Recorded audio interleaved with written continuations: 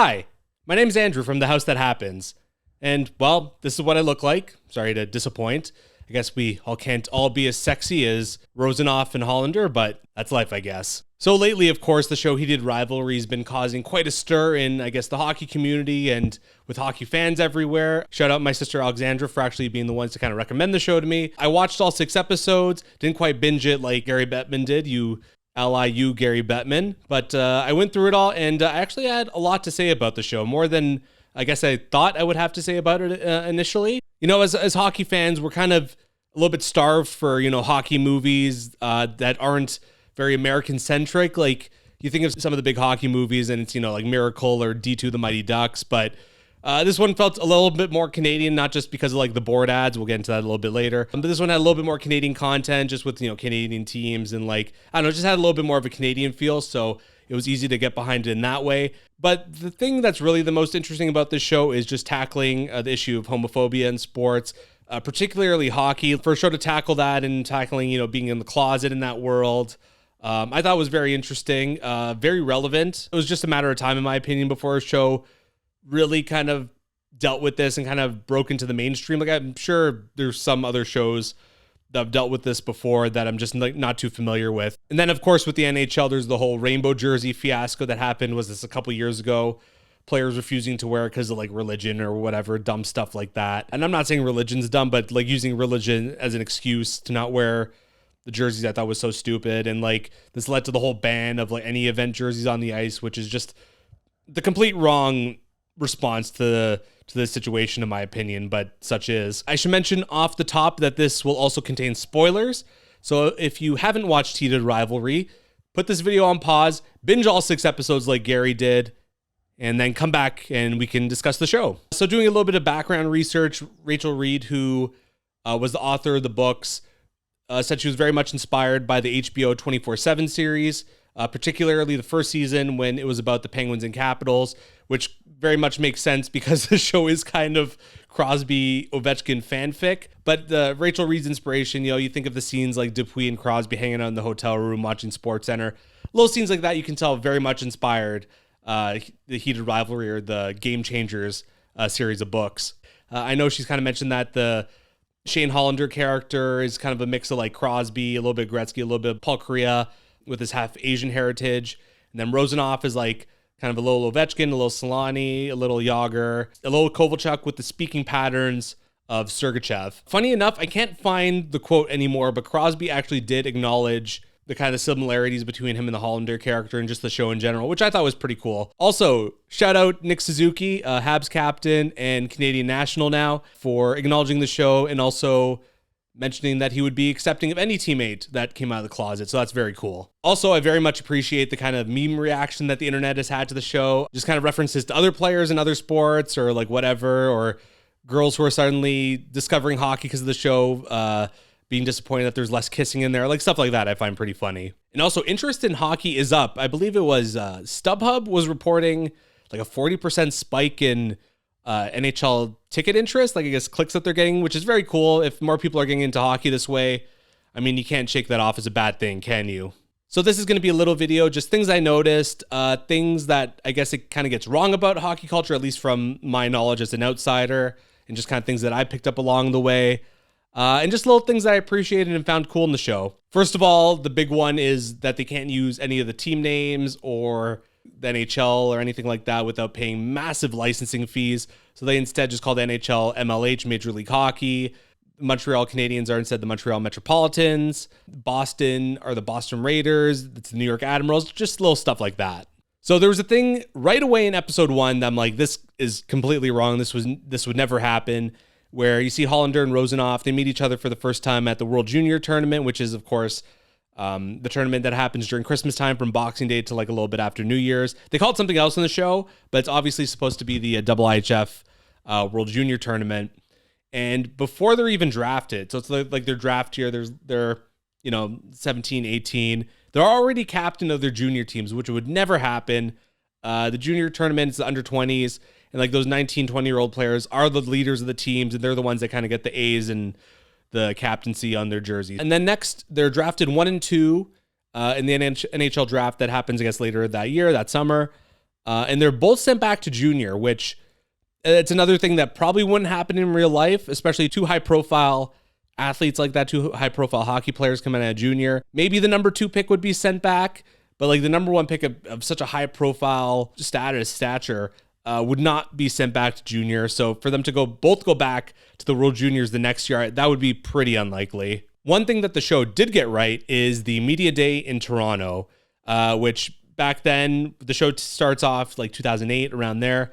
Back then, the media day was in Toronto. Now it's moved to Henderson, Nevada, kind of just near Las Vegas. But this is when like all the national broadcasting companies carrying hockey. So like right now it'd be like Sportsnet or ESPN and TNT. This is where they get all their footage of like the intros and like the kind of like between periods of just like, you know, players shooting on nets and like taking faceoffs, that kind of thing. So for them to get that right, it was cool. There's even a little bit of joke about both of them wearing makeup. I thought that was very funny. One thing that the show I think got wrong, I could be corrected on this, let me know in the comments if I got this right or wrong, is the roommate situation on the road. So the show kind of frames it that no matter what, if you're on a road trip, if you're on the road, you get paired up with a roommate in your hotel room. From what I understand, that's really only for like rookies, maybe second-year players as well. I'm not too sure. But if you're a veteran on an NHL team, there is basically zero chance that you got to share a hotel room. You get your own room from what I understand. I think this misunderstanding might come from the 24/7 inspiration, where you see, you know, Crosby and Dupuis on the bed, whatever. I guess you can interpret that as their roommates. Or this could also just be for drama as well, because in one of the episodes, a Hollander gets sent a dick pic by Rozanoff. He's got to hide it from his teammate that's literally in the bed, like right next to him. So, I mean, I guess this is score one for drama instead of realism, which, whatever, is a TV show, you have to be okay with. Another thing that the show gets right is the awards in Vegas, which the NHL has been doing this for like the last, like, I feel like 15 years now. They've been having the awards in Vegas instead of like Toronto or Vancouver or whatever, which of course is more of a destination for the players. And at the end of the first episode, the end of the rookie season for Hollander and Rozanoff, it's in Vegas. So score one for getting another thing right. A thing that struck me as weird was the amount of topless ads that I guess Hollander, maybe Rozanoff too in the series, I can't remember, but is doing in the series. I feel like ads that are kind of like, I don't know, I guess like overtly sexual. You don't see too many NHL players doing it. It's a little bit more conservative. Like they might have their shirts off, but I feel like more of the time they're wearing like kind of Under Armour, kind of like one of those shirts whenever they're doing one of these commercials. But I mean, again, you got to think about the demographic for the series. So, I mean, I'm sure, you know, some of the audience watching who's not a straight white man like me would have probably enjoyed that a lot more. I mean, Hollander looked good in those ads. I swear to God, I'm not gay. I'm not gay. I'm not gay. What was my crime? Complimenting a boy? A good Canadian boy? The first 2 episodes, though, are very heavy-handed with the sex scenes, which, whatever, you're playing to your audience, I get that. I kind of knew that going in, so I was a little bit prepared for it. But, man, they just go for it. Just Rozanoff just jackhammering Hollander in there, you know? Like, some of them go on for really long. I'm just there watching. I'm like, okay. And, like, I was laughing at certain points. I'm like, oh, damn. Another thing that the show got right was the Olympics in Sochi, which they call it again something else because of licensing. And they also bring up the homophobia angle, which, of course, was a big talking point during those Olympics, particularly with the figure skaters. It comes up in the show, too, where one of the guys in there, I think he's supposed to be one of Scott Hunter's teammates in New York, and with the American team, he's like, oh, your buddy, the figure skating is really brave coming here, which, you know, kind of showcases a little bit of the homophobic attitude, both kind of in Russia and, you know, here in North America as well. How they handle the Stanley Cup situations with Hollander and Rozanoff, I thought was really interesting as well.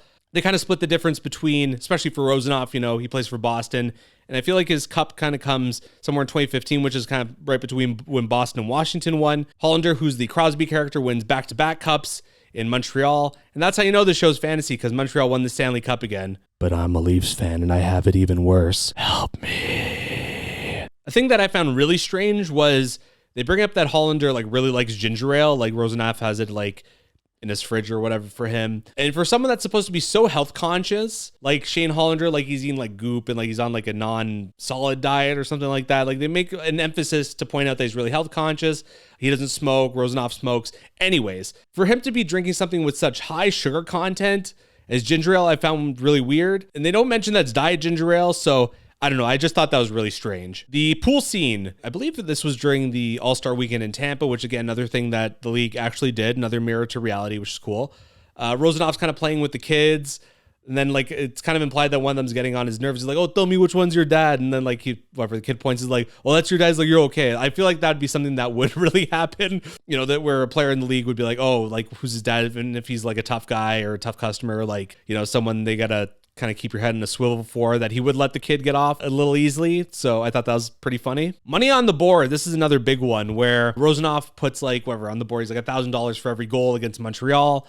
This is very much a real thing. So only players are allowed to do this in the NHL. Coaches, GMs, any other staff on the team is not allowed to do it, but players are allowed to kind of like be like, hey, if you score the winner against, you know, this team $1,000 or whatever. Usually it's against their former teams, or if there's any like other big reason, like a big rivalry or like a playoff rematch or whatever it is. But again, another mirror to reality. Another thing this show gets right about hockey culture, which is cool. The term beautician was used by Rozanoff, and between him and his teammate, I can't remember which one it was, but this is kind of along the same lines of calling someone a beauty, like very much in the hockey lingo. You'll hear this like in a hockey locker room, like I feel like on any given day. So that was pretty cool. One thing I found really weird in the second last episode is there's a character, Kip. He has like a love affair with the Rangers captain, or Admirals captain, excuse me, Scott Hunter.